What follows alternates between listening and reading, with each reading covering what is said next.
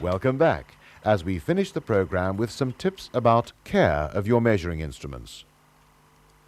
Good measuring instruments are expensive, and nobody likes to waste money.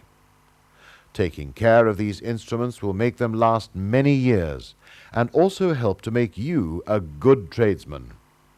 Keeping them clean and free of rust is very important.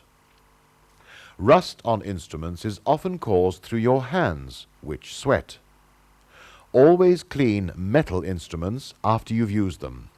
Use a clean rag, then wipe them with a little sewing machine oil to keep them from rusting. Where possible, keep instruments in their protective packets, or hang them up in their own place in a dry room or tool cupboard. Handle instruments carefully. Don't bang them around or drop them onto the floor, as this will damage them.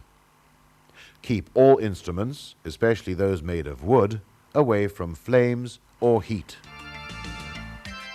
If you look after your measuring instruments, they'll serve you well and in the long run save you lots of time and money in helping you get things done right the first time. Join us again when you can learn more about basic engineering skills in this series.